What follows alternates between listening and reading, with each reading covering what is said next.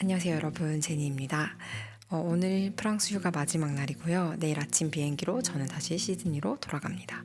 여기서 2주 반 있었는데 내내 들었던 생각이 1년만 살면 불어 진짜 빨리 늘겠다 였어요.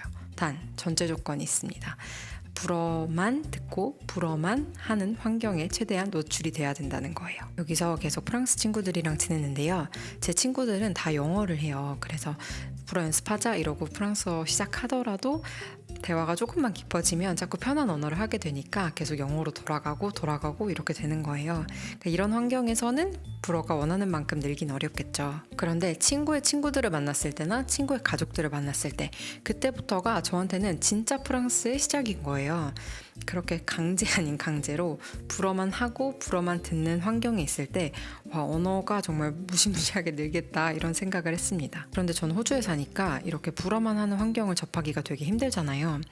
그래서 시드니에 돌아가면 어떻게 이 환경을 최대한 비슷하게라도 이제 만들어서 내 불어 실력을 늘리는 데 도움이 될 수 있을까 하는 고민을 했어요. 해외에 나가지 않고도 나를 그 언어에 최대한 노출시키는 방법, 국내에서도 영어 또는 다른 언어를 공부하시는 분들께 도움이 될 것 같아서 한번 나눠봅니다. 그 나라에 살면 접할 수 있는 가장 큰 장점은 일상에서 나도 모르게 노력 없이 그 언어를 접하게 된다는 거예요. 예를 들면 문에 붙어있는 미시오, 당기시오 이런 사인 있잖아요. 저 프랑스에 온 지 이틀 만에 이 미시오, 당기시오 프랑스어로 외우게 됐어요. 그 당기시오, 풀이 불어로 티레라는 단어인데 이 단어의 원형인 티레를 제가 이미 알고 있었어요. 이전에 봤던 프랑스 드라마에서 뭐 이렇게 뽑을 때 티레 이렇게 나오거든요. 그래서 알고 있었는데 제가 여기 와서 문마다 붙어있는 그 티레를 보니까 이 사인이 제 뇌에 박혀서 노력하지 않아도 정말 자연스럽게 알게 됐어요. 메트로를 타는 아주 일상적인 그런 상황에서 내가 아무런 노력 없이 자연스럽게 얻을 수 있는 언어의 인풋의 양이 정말 상당하다. 그러면 이 장점들을 내 환경에서 최대한 어떻게 구현할 것인가 두 가지를 생각을 해봤습니다.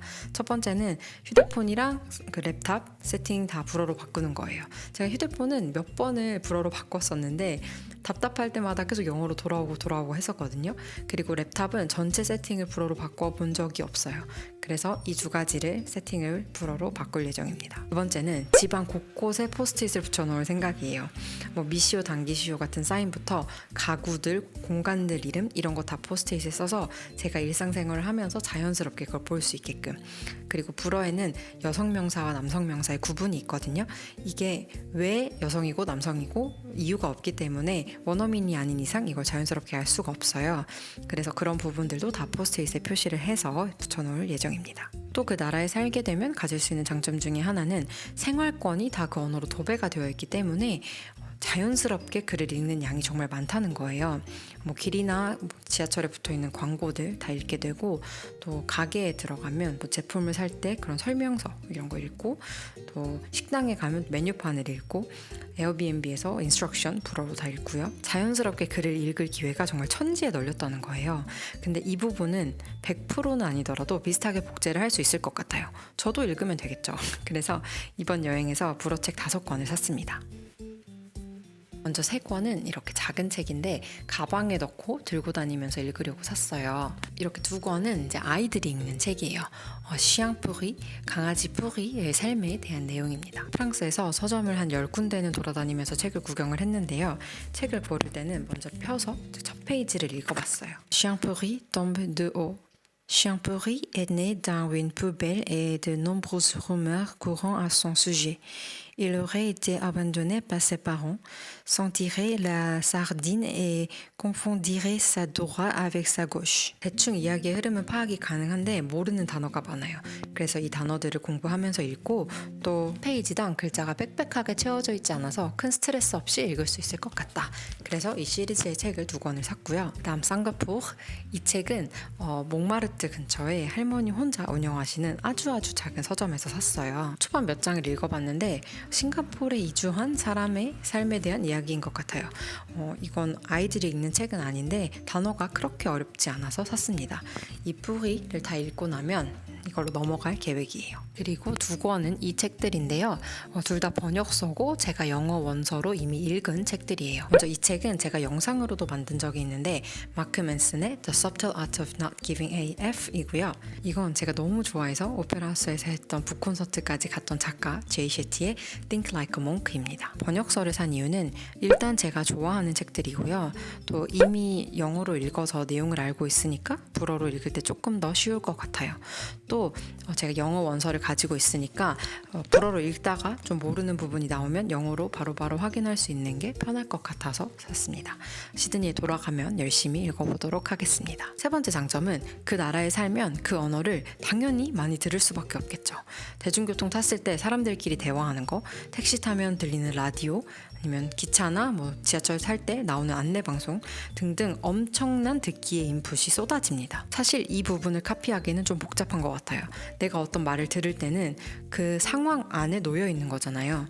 그래서 그 상황과 소리가 어우러져서 그때 들리는 말들을 캐치를 하고 또 내가 그 상황 안에 들어가 있기 때문에 그 말들이 더 와닿는 거거든요. 그래서 이 상황을 그대로 시드니로 가져오기는 힘드니까 그나마 비슷하게 재현을 해보자면 영화나 드라마 아니면 브이로그 형태의 유튜브 영상 정도가 될 것 같아요. 내가 직접 겪기 힘드니까 간접적으로나마 경험을 하는 거죠. 팟캐스트나 오디오북 같은 매체도 있지만 내가 시각적으로 그 상황을 보고 그 다음에 리스닝 인풋과 그 상황을 매치시킬 수 있는 그런 매체를 골라서 훈련을 하는 게 그나마 그 나라에 있는 것과 비슷하게 연습할 수 있을 것 같아요. 결론은 영화랑 드라마를 많이 보겠다인데 제가 보고 싶어서가 아니라 뭔가를 봐야 할 것 같아서 콘텐츠를 소비하는 시간들이 있어요. 샤워할 때나 밥 먹을 때 아니면 자기 전에 딱히 뭐가 보고 싶어서가 아니라 그냥 목적 없이 그 시간을 채우기 위해서 제 콘텐츠를 고르거든요.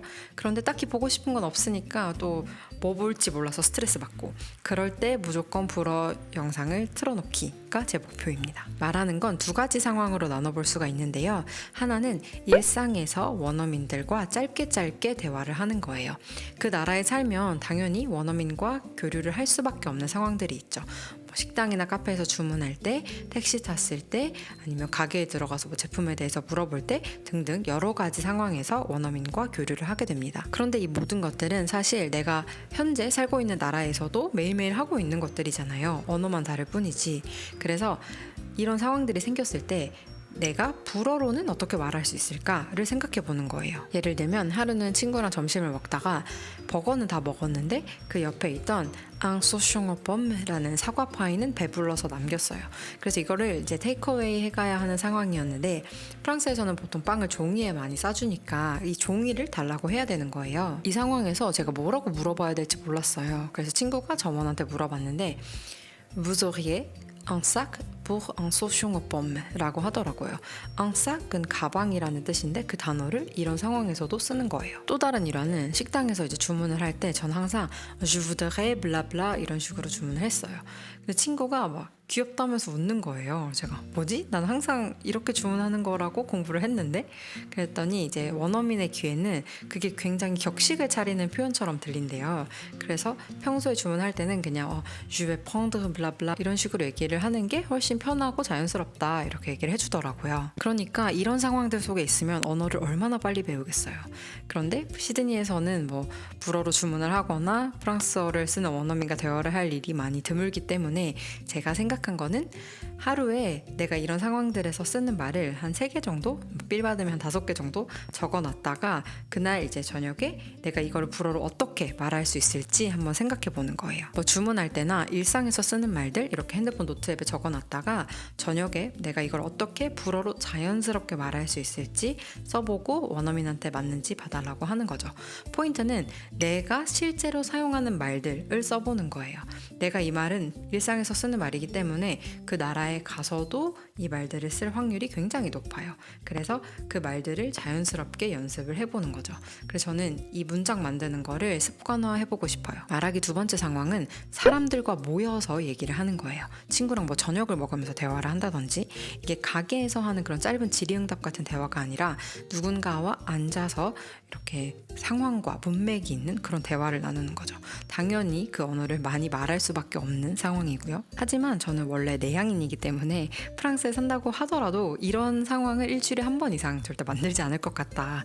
시드니에서도 일주일에 2번 이상 친구를 만나는 거는 정말 드문 일이기 때문에, 그래서 이 상황을 시드니에 가져오는 거는 사실 그렇게 어렵지 않아요. 우리에게는 인터넷이 있으니까요. 실제로 나가서 사람을 만난다면 일주일에 한 번도 충분하겠지만, 이거는 언어 공부 목적이고 또 집 안에서 할 수 있으니까 이렇게 말을 많이 하는 그런 대화를 하는 상황을 일주일에 2번 정도 만들어 보려고 합니다. 한 번은 이제 언어 교환하고 한 번은 아이토키 이제 수업을 진행해 볼까 해요. 그동안 많은 영상에서 언어 교환과 화상 언어에 대해서 말씀을 드려왔는데요. 이 영상에 조금 더 정리가 잘 되어 있으니까 관심 있으신 분들은 참고해 주시면 감사하겠습니다. 오늘은 제가 프랑스 여행을 하면서 어떻게 하면 이런 환경들을 제가 살고 있는 호주 시드니에서 최대한 비슷하게 재현을 하면서 내 언어 공부에 도움이 될 수 있을까 하는 그런 고민과 제 나름대로의 계획을 여러분들과 함께 나눠봤습니다. 사실 현지에 산다고 해서 그 언어가 자연스럽게 늘지 않아요.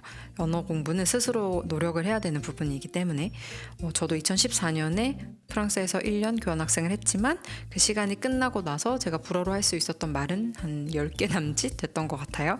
하지만 우리는 국내에서만 공부해서 정말 원어민 수준으로 언어를 하시는 분들의 이야기를 유튜브를 통해서 정말 많이 보죠. 제가 원하는 건 그겁니다. 제 영상이 여러분들의 고민에 조금이나마 도움이 되었으면 좋겠습니다. 그리고 30일 챌린지 관련해서 문의 주시는 분들도 계시고 기다려주시는 분들도 계시는데, 제가 조만간 영상을 통해서 자세한 내용을 들고 찾아뵙도록 하겠습니다. 30일 챌린지가 뭔지 궁금하신 분들은 이 영상을 봐주시면 좋을 것 같아요. 그럼 오늘도 영상 봐주셔서 정말 너무너무 감사드려요. 저는 항상 여러분들의 언어 공부 여정을 응원하겠습니다. 언어를 공부하고 계신 여러분은 지금 세상을 공부하고 계신 겁니다. 그럼 저는 다음 영상에서 뵐게요. 안녕!